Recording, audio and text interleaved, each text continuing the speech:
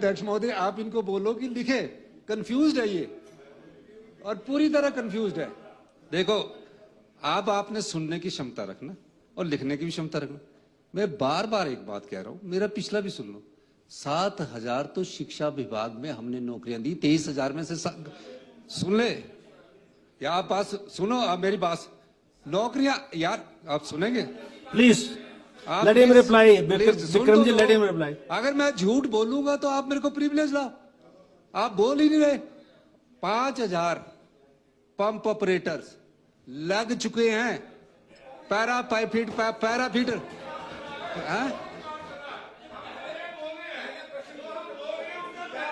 23,000 का जवाब दे रहा हूं ना, ये बोला इन्होंने। सर आप बताओ कि इन्होंने बोला क्या? 23,000 नौकरियों का जवाब दे रहा हूं। 23,000 जो नौकरी, आपका जवाब ही रिकॉर्ड में जा रहा है और कुछ नहीं। माननीय अध्यक्ष महोदय, प्लीज वो तो वही बता रहा हूं ना, सुनो तो सही, सुनेंगे नहीं तो।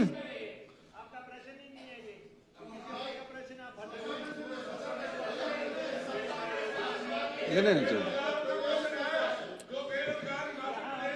प्लीज विक्रम जी प्लीज, विक्रम जी आप बैठिए प्लीज यार, विक्रम जी बैठिए प्लीज। आप अपने को संभालना, लोग हमको जता कि क्या करना है हमको पता है। आप अपने को, माननीय अध्यक्ष महोदय, मैं बार बार कह रहा हूं, बार बार ये सुनते ही नहीं है।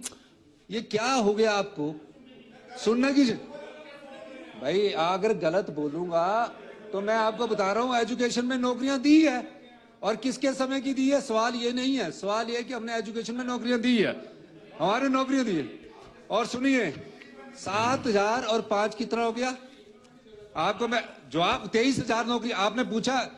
माननीय पूर्व मुख्यमंत्री जी ने ये पूछा है कि 23,000 नौकरियों का जवाब दो, यही पूछा ना आपने पूछा ना, 23,000 नौकरियों का जवाब दो, पूछा ना इन्होंने? आप पूछो।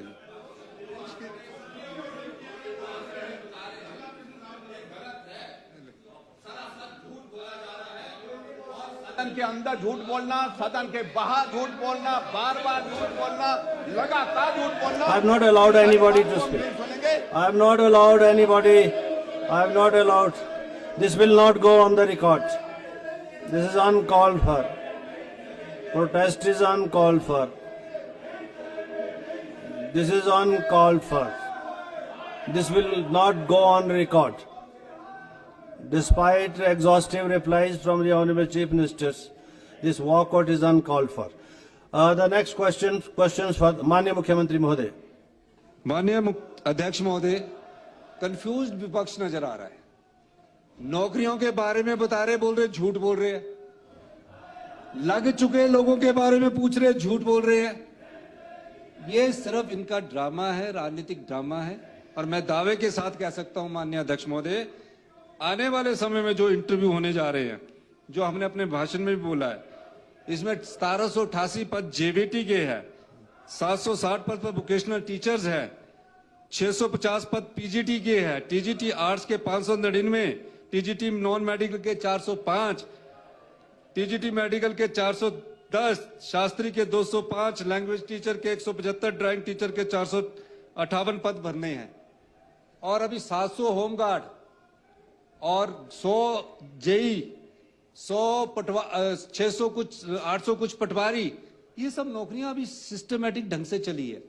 सवाल क्या पूछा, बार बार कंफ्यूज हो रहे हैं कि 23,000 का आंकड़ा देने लगा तो ये उठ के चले गए।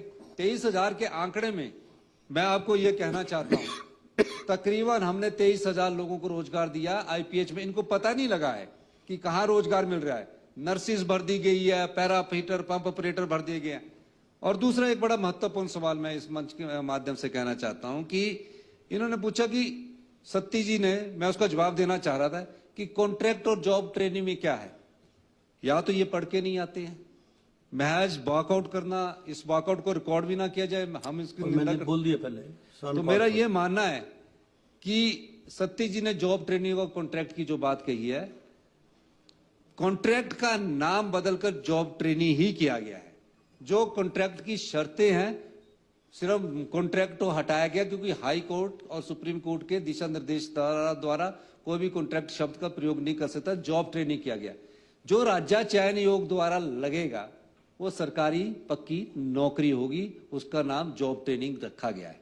राज्य चयन आयोग द्वारा लगेगा या किसी द्वारा लगेगा, वही कॉन्ट्रैक्ट को 2 साल कर दिया गया, यही मैं कहना चाहता हूं।